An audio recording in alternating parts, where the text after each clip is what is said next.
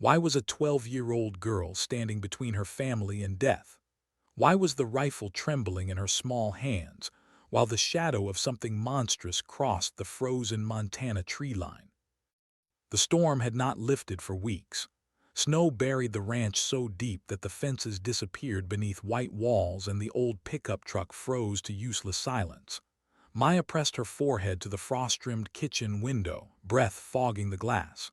Beyond the darkness, the horses cried uneasily, their calls sharp and broken against the wind. She felt it, something wrong, something heavy, before she saw the shape itself. Her grandfather Carlos sat hunched over a chipped mug of coffee at the table. The old Marine's hands, once steady in combat, now trembled as he poured. His wife, Maya's grandmother, lay burning with fever in the back room. No hospital could be reached in this storm. No doctor would arrive in time.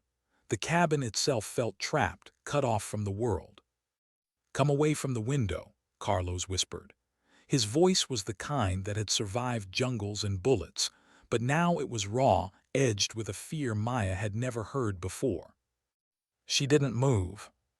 Something stirred beyond the paddock, massive, deliberate. Then the bear came. It rose from the tree line like a shadow given flesh, a starving grizzly, gaunt and wild after the merciless winter. When it reared to test the air, it seemed to scrape the very sky. Its claws glinted as the wind swept snow across the yard. Its black eyes locked on the cabin, on the scent of sickness and weakness inside. "Abuelo," Maya whispered, "there's a bear." Carlos reached the window, his face drained of color. At 73, he had survived Vietnam and the nightmares that followed. But the old rifle leaning in the corner demanded hands steadier than his could provide. His arthritis had taken that certainty from him. His vision blurred where precision was needed most. "Get my rifle," he ordered. But Maya was already moving. Her feet carried her to the closet where the Winchester rested, the same one her grandfather had first placed in her hands when she was only 8. Tin cans at 20 yards, rabbits after that, deer by the time she was 10. Her fingers found the cold wooden stock like greeting an old friend. When she placed it in Carlos's hands, he tried to work the bolt, but the tremor wouldn't stop.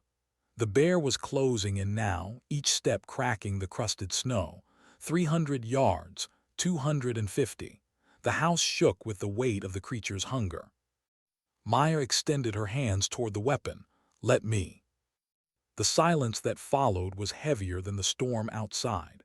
Carlos stared into his granddaughter's dark eyes, and in them he saw something that pulled him back across the years. The same calm he had once seen in the eyes of Marines who did not flinch under fire. The same steadiness he had trusted with his life. Without a word, he placed the Winchester in her grip. She stepped to the window, her breathing slowed. The world narrowed until only the bear existed in the crosshairs of her mind. 400 yards, moving target, wind cutting northwest at 15 miles an hour. One shot, one chance. Her finger rested on the trigger. For a heartbeat, she remembered her grandmother coughing in the back room. She remembered her grandfather's trembling hands. She remembered the weight of being only 12 years old. Then everything inside her went quiet. The shot cracked across the frozen air. The bear staggered, collapsed. Snow lifted around it in a white shroud. The sound of its fall rolled across the valley like thunder. Inside the cabin, Carlos exhaled the breath he had been holding. He lowered his head, his weathered face caught between pride and grief. He knew what that moment meant. His granddaughter had just crossed a threshold she could never return from. 8 years later, Maya still felt the echo of that morning. The impossible shot had changed her life, but not in ways she could have predicted. At 20, she lived like a machine built for survival. Dawn shifts at the diner, afternoons at community college, nights stocking shelves at the hardware store, home again to tend her grandmother who had never fully recovered from that long winter. Life was a cycle of fatigue, of quiet sacrifice. And yet the echo of that impossible shot still traveled with her. The Montana State Shooting Championship was not part of her plan. She had entered only because the prize, $500, would cover medicine her grandmother desperately needed. She carried a borrowed rifle, nothing compared to the custom competition weapons gleaming in their velvet-lined cases. Around her stood men twice her size, competitors who whispered and smirked at the sight of the farm girl kneeling in the dirt. The wind was merciless that day, 25 miles an hour, snapping flags and throwing shots wild. Competitors cursed under their breath as round after round missed steel. Maya laid in the dust with no spotter, no wind meter, no shooting mat. Just a borrowed rifle, iron sights, and the memory of a hungry bear in the snow. Her breathing slowed, the world narrowed again. First shot dead center. Second, so close it nearly vanished into the first. By the fifth, the murmurs had turned to silence. By the last, men who had traveled the country chasing trophies stood frozen, unable to believe what they had just witnessed. Through binoculars, Staff Sergeant lowered the glass and whispered to himself, "Jesus Christ, who is that girl?" He had been searching for a marksman like her for years. Not just a good shot, there were plenty of those, but someone different, someone who could see the impossible and make it real. Maya was packing the borrowed rifle when approached, his uniform sharp against the dusty wind. She looked up at him, unimpressed by ribbons or rank. "Miss," he said, "that was extraordinary." "Thank you," she answered simply. She shouldered the case. "But I need to get to work." "What if I told you," leaned closer, "there was a way to turn that gift into something more, to serve your country, to change your life?" Maya studied his face, her expression calm but her mind racing. She had heard promises before. All of them came with costs. "And what would it cost me?" she asked quietly. Smiled. "How about we start with coffee, an honest conversation, opportunities you've never imagined." She glanced at her watch. She would be late for her shift. Her grandmother's medicine would run out in weeks. A choice pressed down on her shoulders heavier than the rifle stock ever had. "1 hour," she said, "but I buy my own coffee." She had no way of knowing that hour would end the life she knew, and begin the one that would carry her into shadows, into places with no names, into the kind of silence where impossible shots were only the beginning. Why did the drill sergeant's voice cut sharper when it reached her name? Why did the eyes of every recruit shift toward her with ridicule, as if she had walked into the wrong place? The bus braked hard against the Georgia heat, and the doors groaned open. Maya stepped down onto the blacktop with one duffel bag slung across her shoulder. The air hit like a furnace. Humidity pressed against her lungs, thick and suffocating. She hadn't even taken her first step into formation before the shouting began. "Listen up, maggots. You are no longer civilians. You are property of the United States Army." The voice belonged to Drill Sergeant Mills, 6'4", shoulders wide as a doorframe, a man who looked like he had been carved from something harder than stone. His glare cut down the line of recruits until it found her. "Well, well, well," he said, his words loud enough for all to hear. "Looks like someone wandered off from summer camp. Thought this was Girl Scout's sweetheart." The snickers came fast, predictable. Maya kept her eyes locked forward, her jaw tight. She had known this would happen. She had braced for it. But preparation didn't soften the sting. Within hours, the campaign began. Her bunk was short-sheeted nightly. Her boots disappeared, forcing her to run morning PT barefoot until she could track them down. In the chow hall, trays accidentally tipped, spilling food across her uniform. And always the same message: "You don't belong here." She absorbed it in silence. She gave them no tears, no anger, no reaction. She carried the weight like cold steel inside her chest. But silence was not weakness. It was calculation. The first real test came at the firing range. Mills strutted up and down the line, barking his expectations. Most women can't handle recoil, too emotional, too weak, too distracted by their feelings. He let the words hang in the air before stopping in front of Maya. "This'll be the end of you." She ignored the bait. She cradled the unfamiliar M16A4, heavier and colder than her grandfather's Winchester. Different weapon, same fundamentals. Breathe, sight picture, trigger control. At 300 yards, the targets looked impossibly small to the nervous recruits beside her. To Maya, they might as well have been barn doors. The first shot cracked across the range, dead center. The second, so close to the first that the holes nearly touched. By the time she finished her magazine, the crowd of recruits had gathered behind her. Even Mills's voice faltered. 20 rounds formed a single ragged hole in the bulls. The range officer lifted the target overhead. The silence stretched long before Mills managed a response. "Lucky shooting. Do it again." "How many times would you like me to repeat it, drill sergeant?" she asked calmly. Something shifted in his eyes then. Maybe respect, maybe fear. But for the first time since arriving, he no longer looked at her like an intruder. The whispers spread. The farm girl from Montana who didn't miss. The one who never complained, never cracked. But rumors did not erase hostility. They only sharpened it. Then came the day that changed everything. It was morning formation, and the black sedan appeared at the edge of the parade ground.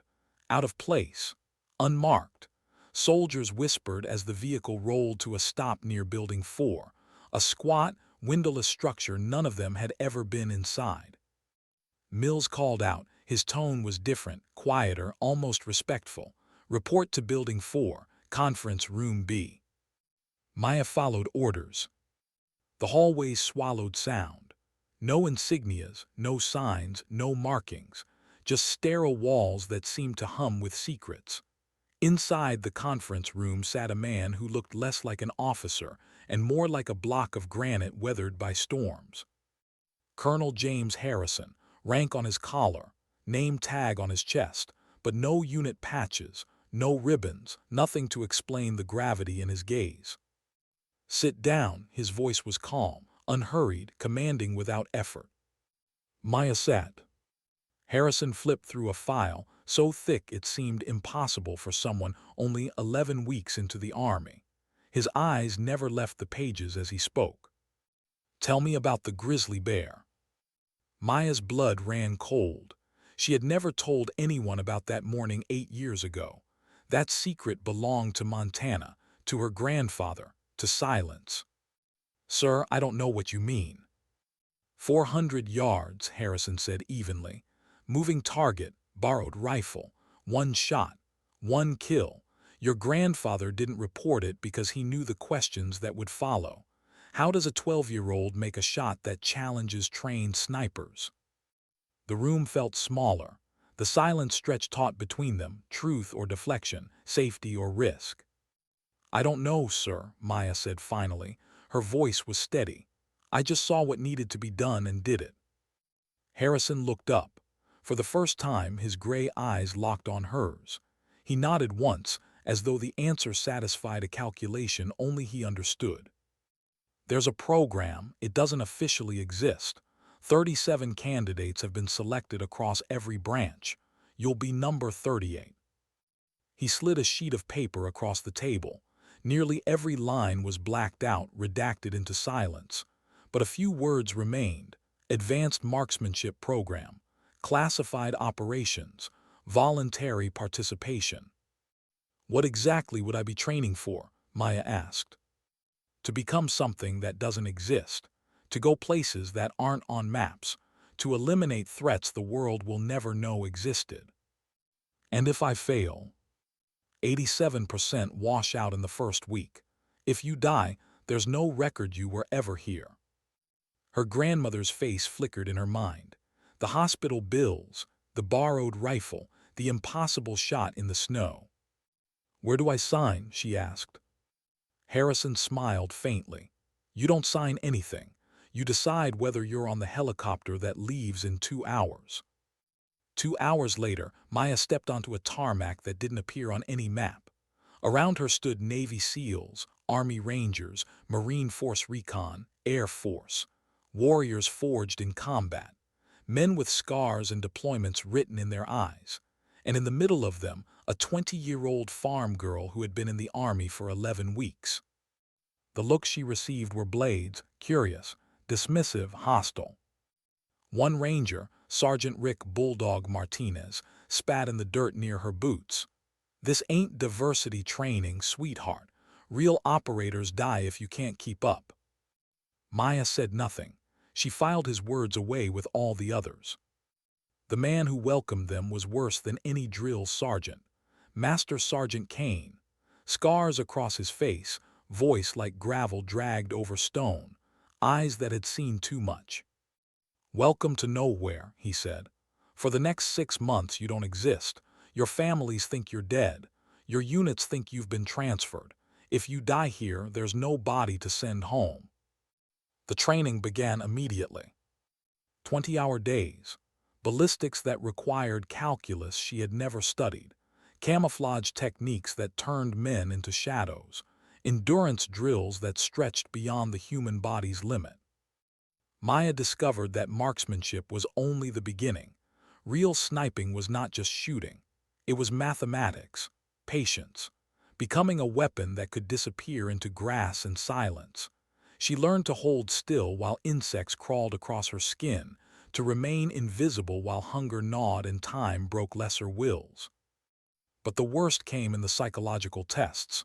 Kane set a live deer in front of each candidate, handed them a knife, ordered them to kill, clean, eat, hesitate, and you're out. Maya stared at the animal's eyes, dark, wide, uncomprehending. Her chest tightened. The others acted without pause, efficient, merciless. She felt her hands tremble. "Problem?" Kane's voice was soft, too soft. "No, Master Sergeant." The knife moved, clean, quick. Tears stung her face as she ate that night, silent. Kane stood over her, unreadable. Hesitation kills. That deer could be a terrorist holding a child. 1 second of doubt and the child dies. Can you live with that? Maya wiped her eyes, met his gaze. "I won't hesitate again." "Good," Kane said, "because tomorrow the real breaking begins." And in that moment, Maya realized the impossible shot had only been the doorway. The storm outside her family's cabin had been nothing compared to the storm she had just stepped into. Why did the desert night feel sharper when you were waiting to kill? Why did the silence before combat sound like the whole world holding its breath? The C-130 roared over the Hindu Kush mountains, its metal belly vibrating with tension. Inside, soldiers checked weapons for the 15th time, tightening straps, loading magazines, staring at nothing. Maya sat among them, her rifle cradled across her lap like an extension of her body. 6 months of training had carved her into something new, harder, sharper. She knew her breath, she knew her heart rate, she knew how to make herself invisible, but training was theory, tonight was reality. 5 minutes out. The loadmaster shouted above the engines. Maya peered through the small porthole. Below, Kandahar sprawled in mud-brick labyrinths, a place where shadows carried rifles and death could arrive from any corner. Staff Sergeant Tom Ghost Williams leaned close. He had been her spotter since training, his voice calm even when his eyes weren't. "Remember, this isn't the range. These targets shoot back." She nodded, no words, just focus. Intel said Taliban fighters had marked a school for attack. 200 children inside. The plan was simple. Evacuate them under cover of Afghan forces and aid workers while Maya's team set up on Overwatch. Simple, at least on paper.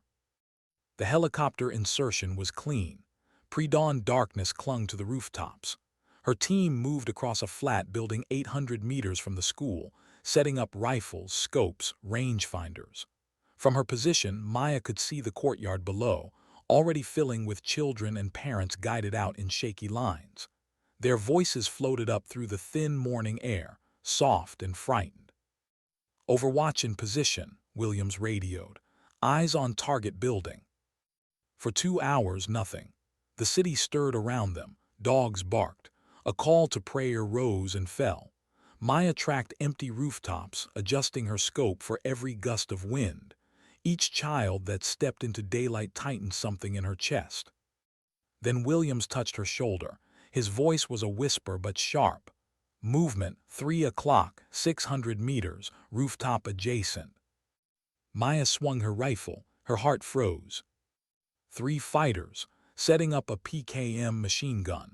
Its line of fire swept the courtyard like an open throat. In seconds, the children would be slaughtered. Her voice barely carried into the radio. 3 targets, 600 meters, preparing to engage civilians. Take the shot, command answered instantly. Maya's crosshairs locked onto the gunner. A boy, maybe 19, thin face, steady hands feeding the ammunition belt. Through her scope, she saw his eyes focused, unaware of her. Human, just a kid. Her finger pressed against the trigger. She hesitated. In that heartbeat, the boy looked up. His gaze swept the horizon, searching. For one terrible moment, she felt he was staring right back at her, as if he knew death was watching. Voices below, children shuffling in lines, teachers whispering prayers. Maya pulled the trigger. The gunner dropped instantly. His weapon clattered against the rooftop. Second shot before the next fighter could react. His body spun, collapsing into silence. Third man bolted for cover. Maya's third round caught him mid-step. He fell, his momentum carrying him into the wall. 3 lives ended in 10 seconds. The rooftop was still. The courtyard below remained unaware, the evacuation undisturbed. Williams exhaled. Good shooting, you just saved a lot of lives. Maya lowered her rifle. Her hands trembled, her stomach turned. She had killed before the bear, the deer in training, but this was different. These weren't predators. These were people. Young men with families, names, stories she would never know. That night back at the forward base, Maya vomited behind her tent until nothing was left inside her. The smell of gunpowder clung to her hands no matter how many times she scrubbed. 3 days later, the bounty appeared. Taliban channels blasted it across radios, posters, whispered networks. $50,000 for the death of the Shadow, the female devil who kills from the darkness. Her high school yearbook photo, somehow stolen, accompanied the announcement. A smiling teenager in a graduation cap, frozen in innocence. She stared at the report in silence. 50,000, more than they had offered for some colonels. Congratulations, Captain Sarah Mitchell said, her voice dry. You've made the big leagues. The bounty changed everything. No mission was routine now. Every step had to be varied. Every route changed. Every silence felt like bait. She was hunted as much as hunter. And the trap came sooner than expected. Her convoy was crawling through a narrow valley in Helmand Province when the world erupted. The lead Humvee vanished in a ball of fire, flipped by an IED like a toy. Gunfire erupted from both. Bullets slammed into steel. Glass shattered. Ambush, Williams roared into his radio. Heavy fire, multiple positions. Maya's driver jammed the Humvee in reverse, but another explosion blocked the retreat. Trapped. 200 meters of kill zone. Williams turned to her, eyes sharp with command. We need you on that ridge, 300 meters. You'll get the angle on their nests, but you'll have to cross the minefield. Maya followed his gaze. The ground between them and the outcrop was littered with death. Disturbed soil, unnatural patches in vegetation, pressure plates glinting faintly in the dirt. That's suicide, Corporal Jackson said. One wrong step, Pink missed. Stay here and we're all dead, Williams answered grimly. Your call. Her answer was movement. She grabbed her rifle and bolted from the Humvee. Cover me, she shouted. Gunfire thundered overhead as she dove into a shallow ditch at the minefield's edge. Bullets snapped inches above her. Her breath came fast, but her grandfather's voice echoed from memory. Patience keeps you alive. Rush, and you become prey. She crawled, inch by inch, every patch of earth a question of life or death. every glint of metal a whisper of annihilation. Her team's fire was slowing, ammunition running low. The Taliban grew bolder, closing in. A round struck 6 inches from her head, spraying dirt into her eyes. Still she moved slower, not faster. Precision, patience. After what felt like hours but was only minutes, she reached the rocks. She set up her rifle, breath steadying, eyes cold. One by one, the shadows on the fell. The hunters became the hunted. The ambush broke under her fire. Her team lived. The convoy rolled out. But when the adrenaline faded, when silence returned, she realized the truth. She had crawled through death itself and survived. And somewhere inside her, something had shifted. She was no longer just the girl who had made an impossible shot in the snow. She was the shadow now, hunted, marked, and still breathing. Why does the sky always seem calm a moment before everything shatters? Why do the worst nights begin in silence? The lifted off at 3:20 hours, blades tearing at the moonless sky. Maya sat strapped against the cold steel wall, helmet tight, rifle balanced across her knees. 6 of them aboard, her team, her brothers in shadows. The mission was classified like always. Insert, overwatch, extraction. Routine. Or as close to routine as anything in Afghanistan ever was. At 3:47 the ridge appeared. On the map it was blank space, a contour line drawn wrong. In reality it was stone and death. The rotor clipped the ridge before anyone saw it coming. The world spun into fire. Metal screamed. Gravity lost its meaning. Maya felt her harness cut into her ribs, felt blood fill her mouth, heard steel tearing itself apart. Then black. When she woke, she was hanging upside down in twisted wreckage. Her head rang with silence so deep it felt like drowning. Smoke stung her lungs. A pilot's body hung lifeless a few feet away, neck broken at an angle too cruel to look at. Maya unbuckled, fell hard to the ground, and forced herself to crawl. The co-pilot groaned once, then faded, blood soaking through his flight suit. The others silent. Her rifle lay miraculously intact beside a shard of the fuselage. She grabbed it, her hands trembling, then checked her kit. 47 rounds, 2 MREs, half a bottle of water, a first aid pouch stripped of anything useful. Her radio was dead, crushed under metal. Her GPS cracked beyond repair. She was alive, alone, cut off, and deep in Taliban territory. By daybreak, she heard the search birds, faint rotor thumps echoing across valleys, distorted by mountains. She signaled with her emergency mirror until her arm ached, but the helicopters passed like blind giants. By evening, the sky was silent again. Either the search had ended or the Taliban had claimed the skis. On the second day, her water ran dry. She found a trickle of meltwater threading down the rocks and drank, knowing it might kill her slowly, but dehydration would kill her faster. On the third day, the hunters came. She heard them first, boots scraping stone, voices in Pashto, rifles clattering against rocks. At least 8 men sweeping the valley methodically, searching for the wreckage, searching for survivors. Maya became a ghost. She moved only at night, belly low, slipping through brush and shadow. She hid by day, crammed into cracks in stone, heart hammering as men passed feet away. She ate insects, leaves, anything her hands could find. Her body hollowed itself out, burning away muscle to keep her alive. Infection spread through the gash in her arm, hot and red, smelling faintly of rot.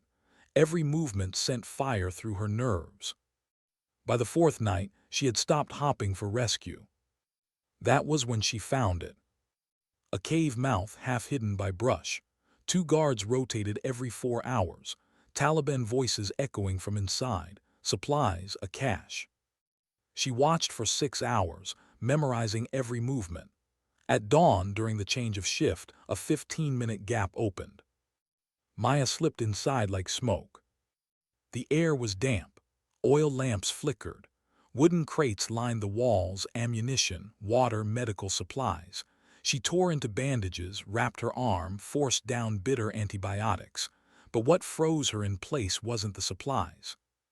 It was the papers, maps, documents, handwritten notes marked with dates and coordinates. A planned attack on Forward Operating Base Chapman, 200 fighters, dawn, 72 hours. But deeper in the pile, something else. A meeting. Name she recognized from whispered intelligence briefings. Himself, the Taliban commander orchestrating ambushes across provinces, scheduled to gather in a mountain compound. In 3 days. Maya's hands shook as she coordinates. She had a choice. Escape, slip away under cover of night. Reach safety if she could, if her body held together long enough. Or stay, use what she had found. Try to strike at the heart of an enemy that wanted her head mounted on a wall. She stared at her reflection in the black metal of her rifle. The girl from Montana would have chosen safety. The soldier called Shadow could not. She waited until the guards rotated back. Then she slipped deeper into the cave, hid herself in a crevice above their supplies, and held her breath as footsteps echoed below. By the time dawn came, she had decided. She would not run. Not while 200 Americans were about to walk into a slaughter. Not while the man orchestrating it sat within reach of her bullet. The choice felt like a death sentence, but it was also the first moment since the crash that she felt whole again. That night she managed to fix the broken radio, rewiring with scraps from the Taliban's own gear. At 200, she whispered into the static. Any station, this is Viper 6. I have critical intelligence on imminent attack. Over. The response came fast. Viper 6, this is Overlord. We've been searching 6 days. What's your status? Maya swallowed hard. Overlord, I'm mobile and operational. I have intelligence on HVT meeting. Grid coordinates follow. She read them slowly, clearly, every number carved into her mind. There was silence on the other end. Then, nearest friendly forces are 40 clicks from your position. Air support unavailable due to weather. You are the only asset in range. Maya closed her eyes. The words settled like chains. The only asset. Her scope found the compound the next morning. 1.7 miles across shifting winds, a valley filled with invisible hands waiting to shove a bullet off course. She tracked a tall figure in a white turban, the unmistakable outline of. Every calculation screamed impossible. Bullet drop, wind shear, barometric shifts, temperature differentials. 1,000 things that could go wrong in the 3 seconds a bullet would travel that distance. But 3 seconds were all she had. For 20 minutes she tracked the winds, waited for the rhythm in their chaos. Finally she found it, a lull, small but real. Her breathing slowed, her heart beat once, twice. The world shrank to her crosshairs. She squeezed. The shot cracked. The bullet carved its impossible path across distance and chaos. Through her scope, she saw the man in the white turban collapse, saw panic ripple through the compound like fire on dry grass. One shot, 1.7 miles, mission accomplished. But as she pulled back from the scope, she knew the truth. Her choice had sealed something inside her. She was no longer just surviving. She was fighting wars no one else would ever see. And somewhere in the silence after the shot, she realized she was no longer hunted. She was the hunter. Why do the worst endings arrive on roads you've traveled 100 times? Why does fate hide itself in the ordinary, waiting for the moment you least expect? The convoy rolled through a stretch of road Maya knew well. Dust rose in clouds behind the armored vehicles. Her rifle rested across her knees, her eyes scanning the out of habit more than fear. She had passed this way before, again and again.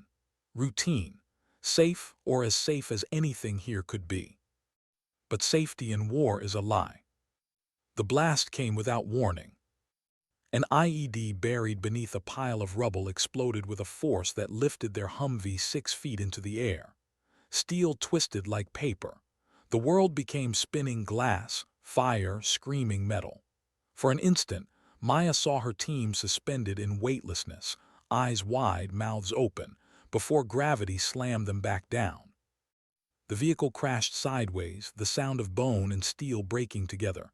Her head struck hard. Darkness swallowed her. When she woke, she was strapped to a gurney in a white room that smelled of antiseptic and smoke. Germany, a military hospital. Machines beeped faintly in rhythm with her heart. Bandages wrapped around her skull like a heavy crown. Voices blurred in and out, then one cut through the haze. "Welcome back to the land of the living." Dr. Sarah sat beside her, eyes kind but edged with gravity. "You've been unconscious for 4 days. Do you remember what happened?" Maya tried to speak, but her throat was raw. Words scraped out like broken glass. "My team. Williams and Jackson are alive," doctor said gently, "recovering in the next ward. You pulled them from the wreckage before the fuel tank ignited. You saved them." Relief flickered, but it was short-lived. Doctor's voice softened further, the way doctors spoke when they were about to cut deeper than any scalpel could. "Maya, I need to explain your injuries." The words fell slow, heavy, each one a hammer. "Traumatic brain injury. Significant damage to your left optic nerve. You have partial vision loss that appears permanent. About 60% gone. Depth perception compromised. There's also hearing loss in your left ear and some cognitive effects that will take time to improve." Maya blinked, the ceiling above her swimming in sterile white light. She forced the question out anyway. "How partial?" Doctor hesitated. "Enough that your sniper career is over." The words hit harder than the explosion had. She lay still, counting holes in the ceiling tile above her, refusing to let tears fall. Everything she had become, everything she had fought through, everything she had sacrificed, it collapsed in a single sentence. The shadow was dead. 3 days later, against medical advice, Maya demanded to see her rifle. "You need rest," doctor argued. "Rehabilitation, adjustment, acceptance." "I want to see my rifle," Maya repeated.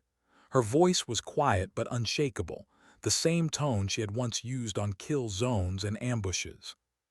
They wheeled her to the range. Her M24 sniper rifle lay on the bench like an old friend waiting. Her hands shook as she assembled it, muscle memory fighting through fog. She lined up on a target at 100 yards. The sight picture was a blur. The black circle swam against the white background. Her left eye gave her nothing but shadows. She fired, missed. Loaded again, missed. By the 10th shot, she was crying openly. Not from pain, but from the knowledge sinking in. The person she had been was gone. The doctors were right. Her career was finished. The shadow was dead. But when she loaded the 11th round, her grandfather's voice returned from a far-off winter morning. "It's not about the shot you missed. It's about what you do with the next one." She adjusted, shifted, trusted her right eye alone, slowed her breath. The rifle cracked. This time, the bullet punched the target. A hole in paper, small, almost nothing, but it was something. It was not the shadow, but it was not the end. Her rehabilitation began at Walter Reed. The corridors smelled of medicine and quiet despair. Physical therapists spoke to her like she was fragile glass. They taught her how to balance with her vision loss, how to compensate, how to accept limits. She listened, she nodded, she performed every exercise. But at night, she disappeared into the hospital basement, found an abandoned storage room, converted it into her own training ground. Weights cobbled together from medical gear, distances measured with stolen tape, a mirror set across the room as a makeshift target. There she rebuilt herself in silence. Her left eye had once been her dominant eye. Now it betrayed her, a blur of shadows. She forced her brain to trust her right. Hours became nights. Nights became months. She retrained herself to see differently, to adapt, to fire with precision despite depth loss. Her damaged hearing, too, became a strange gift. The muffled world filtered out distraction, leaving her with a new kind of focus. Doctor caught her one morning after another long night of self-punishment. "What you're doing is medically inadvisable," the doctor said softly. "Your brain is still healing. Pushing like this could cause permanent damage." "With respect, doctor," Maya answered, wiping sweat from her face. "I'm already permanently damaged. The question is whether I let that define me or overcome it." 6 months later, she requested a meeting with Colonel Harrison, the man who had recruited her into shadows. He came in plain clothes, his expression somber, like he was attending a funeral. He said quietly, "You look like hell." "I want back in," she said. Harrison shook his head. "You can barely see out of one eye. The military doesn't have a place for disabled snipers." "Test me." "What?" "Qualification. Same standards as anyone else. If I pass, I come back. If I fail, I'll take retirement and disappear." He studied her face, searching for delusion. Found none. Only the same steel that had impressed him years earlier. "You're asking me to set you up for public humiliation," he said. "No," Maya replied. "I'm asking you to give me the chance to prove impossible is just another word for untested." 3 weeks later, she stood on the firing line at. A dozen snipers gathered for. Word had spread, the broken operator half-blind trying to prove she could still shoot. The gallery was full. Some came to support. Most came to watch her fail. The first target, 600 yards. Maya settled in, forced her breath steady, fought the blur. Fired dead center. The second 800, barely visible through her compromised sight. She adjusted, fired, another hit. The final 1,000 yards, a distance meant to break concentration. She squeezed. The bullet struck so close to the bulls, the range officer had to measure with calipers. "Qualification complete," the officer announced. "Score, expert marksman." The gallery went silent. Colonel Harrison stepped forward slowly. "How?" he whispered. Maya shouldered her rifle, and for the first time since the explosion, she smiled. "I learned to see differently." Why did the room fall silent when she entered? Why did the eyes of hardened men turn sharp with disbelief the moment they saw her? The briefing room at Naval Special Warfare Command carried the weight of reputation. 6 Navy SEALs sat around a metal table, their faces etched by years of dust, fire, and violence. Men who had walked through every hellhole on Earth. Men who had bled beside each other and buried their own. At the head sat Commander Jake Reaper. Broad-shouldered, sharp-eyed, his name carried like thunder through the teams. A man respected, feared, never questioned. When Maya walked in, rifle case in hand, his expression said everything before his words did. Disbelief, irritation, dismissal. The intelligence officer announced, "This is your sniper support for Operation Nightfall. Staff Sergeant Maya, call sign Shadow." The silence that followed was heavy enough to crush air. Leaned back in his chair, jaw tightening as if he were chewing on something bitter. "Sir, with all due respect, I requested our best available sniper for this mission, not a rehabilitation project." The words hit like a slap, but Maya didn't flinch. "Has been cleared for full duty," the officer countered. "Her qualification scores." "I don't care about scores," snapped. His voice cut through the room like a blade. "This is a hostage rescue in Syria, 12 American contractors. The enemy has already executed 2. We don't need someone learning to compensate for battle damage. We need impossible shots under pressure. We need certainty." The other SEALs shifted uncomfortably. One of them, Master Chief Petty Officer Tom Dazel, no relation, cleared his throat. "Commander, maybe we should at least hear her." "What I ought to say," interrupted, "is that I don't babysit broken soldiers on high-risk ops. I want a replacement sniper. Now." Maya sat in silence. She had endured doubt from doctors, skepticism from her own comrades, pity from strangers, but this was something sharper. Arrogance wasn't careless. It was conviction. In his eyes, she was a liability, a weakness, dead weight. And something inside her, something buried since the explosion, ignited. She stood slowly, deliberately. Every eye followed her as she stepped forward, stopping directly in front of. Her voice, when it came, was soft enough that the men leaned in to hear. "Commander, with respect, you won't be babysitting me. I'll be keeping you alive." His eyebrow arched. "Is that right? And how exactly does a half-blind sniper plan to do that?" Maya's lips curved, not into warmth, but into the cold smile that enemies had learned to fear. "By doing what I've always done, sir, making the shots other people think are impossible." She turned to the team, her voice steady, her words precise. "The terrorist compound is 800 meters from the nearest overwatch position. 6 guards rotate every 4 hours. Thermal imaging confirms 12 hostages on the basement level. I can neutralize all external threats simultaneously, giving your team a clean entry with 0 casualties." His eyes narrowed. "Simultaneously? Negative. That's impossible. 6 moving targets at different elevations. No sniper alive can hit them all before one raises the alarm."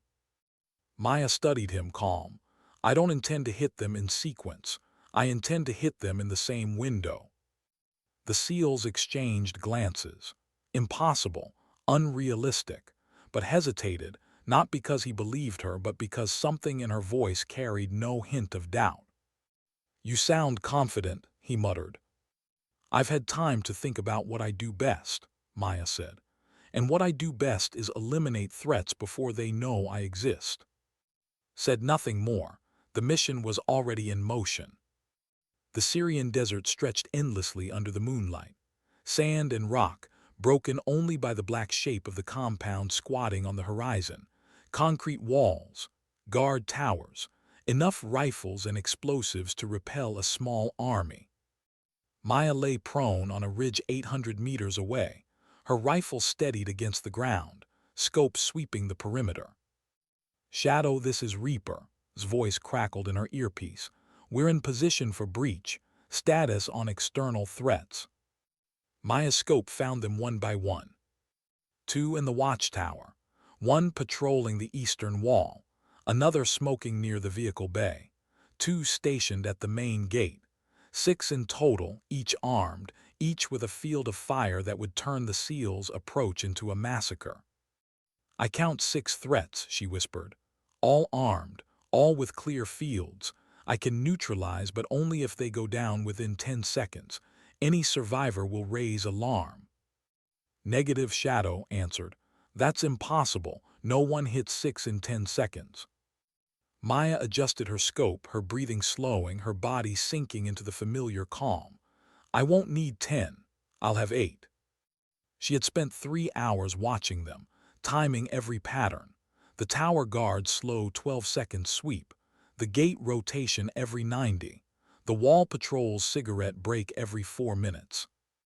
In 47 seconds, all 6 would be stationary. 8 seconds of stillness, a window small enough to vanish if she blinked. "Reaper," she whispered, "in 47 seconds I'll have all 6. Watch me." The silence on the line stretched. Finally, his voice returned tight. "Execute." Maya's heart slowed. 30 seconds. She tracked the tower guard, breath syncing with his pace. 20 seconds. The gate guards moved into formation. 10 seconds. The wall patrol stopped, lighter flicking. Her world narrowed into the glass circle of her scope. Each man frozen in choreography they didn't know they were following. 8 seconds. The first shot cracked, striking the tower guard center mass. Before his body fell, she had chambered the next round. Second shot, gate guard. Third shot, second gate guard, collapsing a heartbeat after the first. Fourth, wall patrol, cigarette still burning between his fingers as he dropped. Fifth, vehicle bay.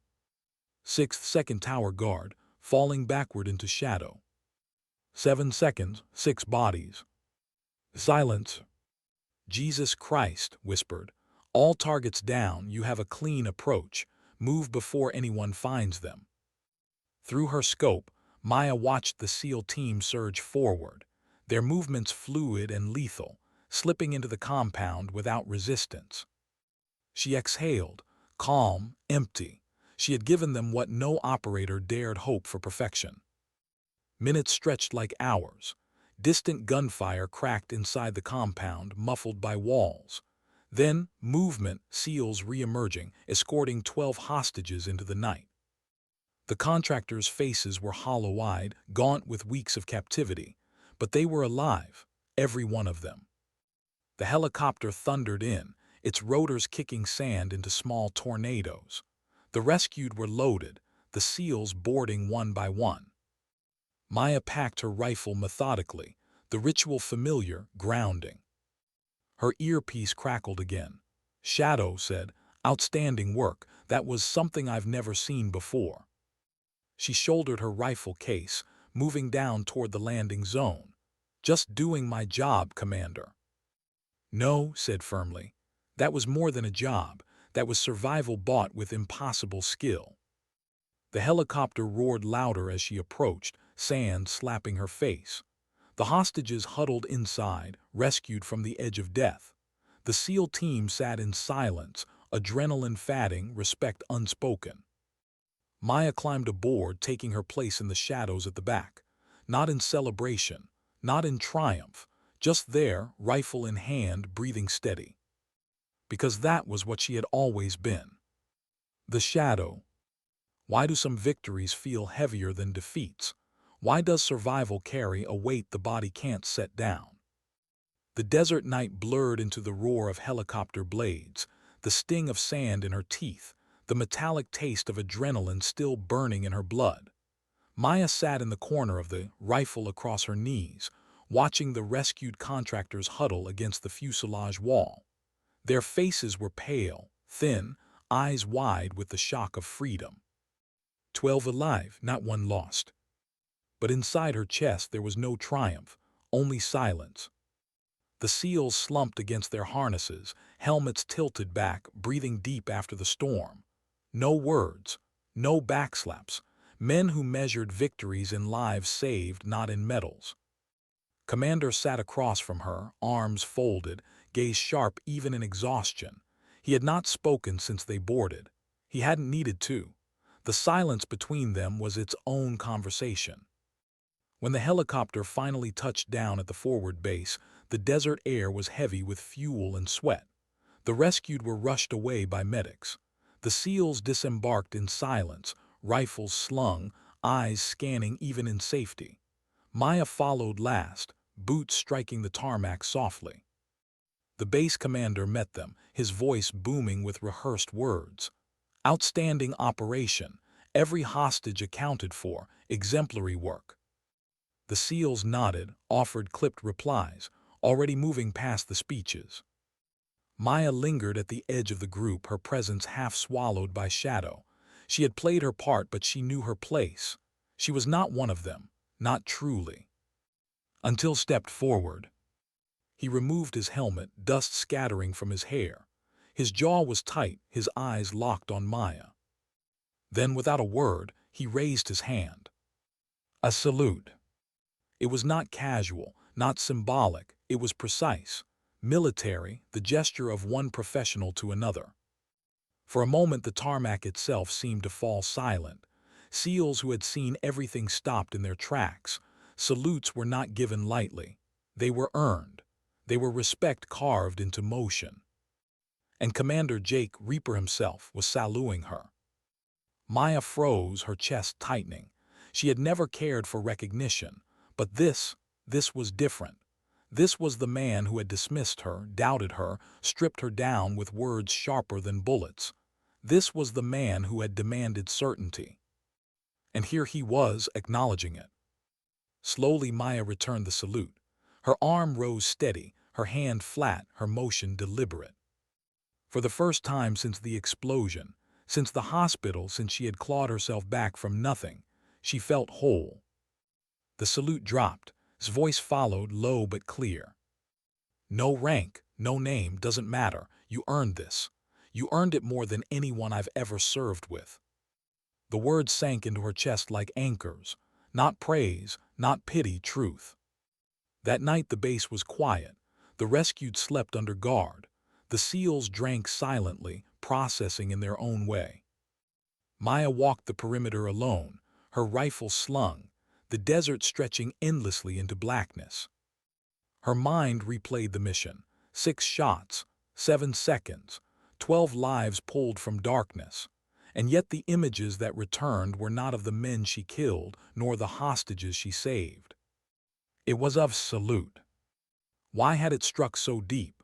Why had that single gesture felt heavier than medals, than qualification scores, than intelligence reports stamped, mission accomplished?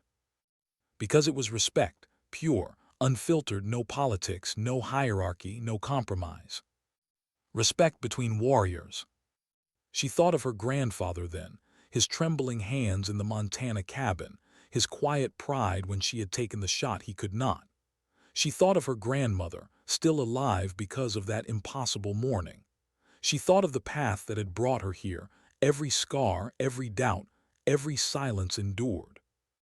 And for the first time she wondered if this life of shadows, wasn't just survival.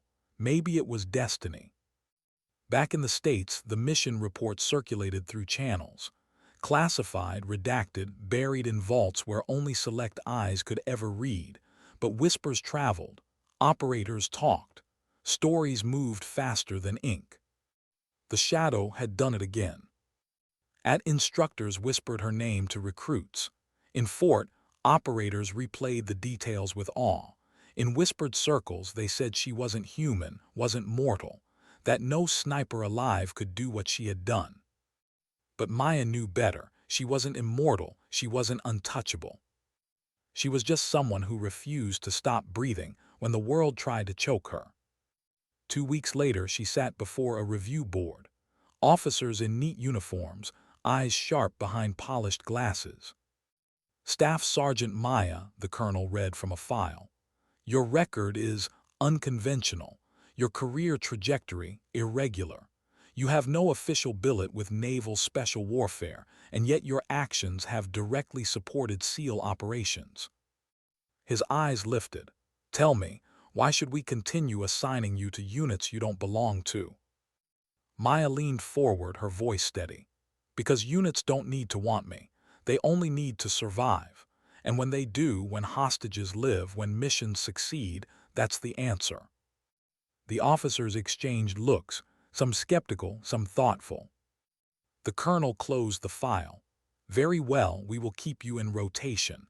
But understand this, you will have no recognition, no official credit. Your work will remain in shadows. No medals, no ceremonies, not even your name on the roster." Maya nodded once. "That's how it's always been."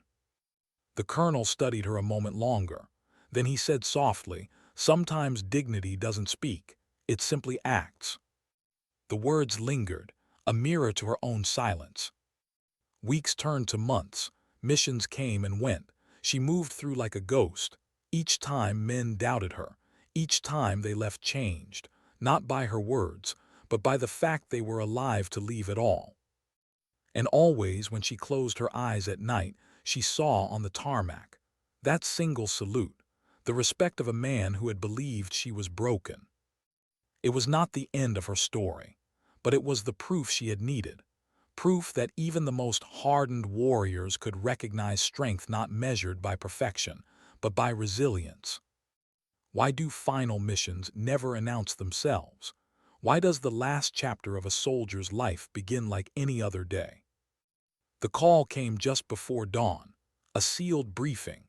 No names, no insignias, no acknowledgement.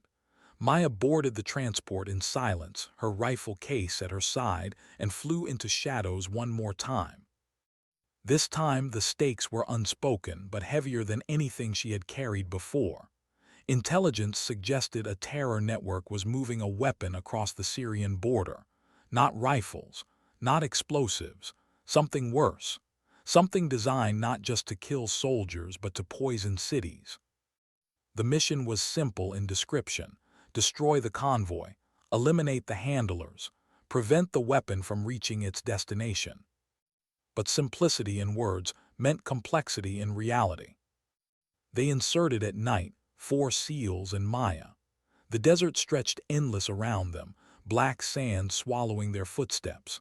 The convoy was expected at 200 hours, 2 trucks escorted by armed pickups. Maya set up on the ridge. Her scope cut the night into glass. Her body sank into the earth, calm, still, waiting. At 1:58, headlights appeared, a faint shimmer on the horizon growing into beams that carved the desert in two. Engines rumbled, dust rose. She counted 6 vehicles, 2 cargo trucks, 4 technicals armed with machine guns, 15 men, maybe more. The SEALs whispered over comms, preparing for the breach. But as the convoy drew near, Maya's eyes caught something unusual. The second truck was reinforced, armored differently, its cab shielded. Her scope found the driver, but it wasn't his face that froze her breath. It was the passenger. A boy, maybe 12, thin, afraid, hands bound, a human shield. Her throat tightened. A child, just like the one she had once been, rifle trembling in a Montana winter, standing between her family and death. "Reaper," she whispered into the mic. "The second truck, passenger seat, it's a child." Static filled the silence. Then's voice, grim, confirmed, hostage. "Yes." Another pause, heavy. "Mission stands," said. "That cargo cannot reach the border." Maya closed her eyes. She knew what that meant.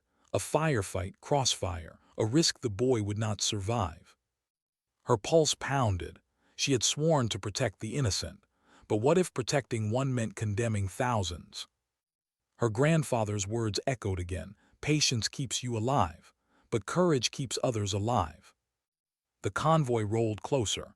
Decisions narrowed to seconds. Maya steadied her rifle. She couldn't kill the boy. She wouldn't. But maybe, just maybe, she could thread the impossible needle one last time. Her scope found the chain binding the boy's wrist to the truck door. Thin metal, moving, shifting with every bump of the road. Impossible. She exhaled, slowed her heart, waited for the rhythm of the truck's motion. Crack! The bullet cut through the chain like thread. The boy flinched, stunned, then stumbled free as the truck jolted. "Passenger free," she whispered. "Copy," barked. "All units engage." Gunfire erupted. Explosions tore the night apart. The SEALs surged forward, grenades lighting the desert in brutal flashes. Maya fired again and again, each shot a calculation, each calculation a lifeline. One by one, the technicals burned. One by one, the handlers fell. Then the first truck ignited, flames swallowing its cargo. Secondary explosions lit the horizon, chemicals burning into black smoke. But the second truck, armored, reinforced, still roared forward. Inside, the weapon remained. His voice thundered over comms. "Shadow, we can't stop it. It'll reach the border in minutes." Maya tracked the truck. Her rifle was useless against its armor. The SEALs couldn't chase it fast enough. There was only one way. Her eyes fell on the explosive strapped to her gear. Last resort, last measure. She whispered into the mic, her voice calm. "Reaper, I'm moving." Negative, Shadow, hold position. But she was already running. Down the ridge, across the sand, sprinting toward the armored truck. Bullets cracked past her. The world shrank to motion, to breath, to the pounding of her boots against the earth. She remembered her grandmother's voice, her grandfather's trembling hands, the bear in the snow, the salute on the tarmac, every moment that had carved her into this. She reached the truck as it thundered past, grabbed the side rail, pulled herself onto the step. The driver shouted, reaching for his rifle. She drove her knife into his throat, pulled his body free, climbed inside. The cab reeked of sweat and fuel. The cargo bay roared behind her. She could feel it, something alive, deadly, humming like a storm waiting to break. She pressed the comm one last time. "Reaper, tell them I chose this." "Maya." Static swallowed his voice as she cut the channel. Her hands moved quickly, strapping explosives to the cab. She whispered a prayer, not for herself, but for the boy, for the hostages, for the ones who would never know her name. And then, with steady breath, she pressed the detonator. The explosion lit the desert like dawn. Fire rose into the sky, a black sun consuming itself. The armored truck disintegrated, its weapon burning to ash before it could ever poison a city. The SEALs watched from the ridge, jaw clenched, his eyes fixed on the flames. Silence, then he raised his hand, saluted the fire. No rank, no name, but the gesture said everything. Back in Washington, the report was filed, redacted, buried, her name erased, her action sealed. Officially, there had been no shadow. Officially, the convoy was destroyed by. But in whispered circles, her story lived. Operators spoke of the sniper who never missed, the ghost who walked among them, the woman who gave everything without asking for anything in return. And Reaper himself carried it heavier than anyone. He never told the story aloud, but every time he saluted a soldier, he remembered her. Not the impossible shots, not the missions saved, but the choice she made when no one else could. Some legacies are not carved in stone, not written in books, not etched in medals or ceremonies. Some are carried in silence. Sometimes dignity doesn't speak. It simply acts.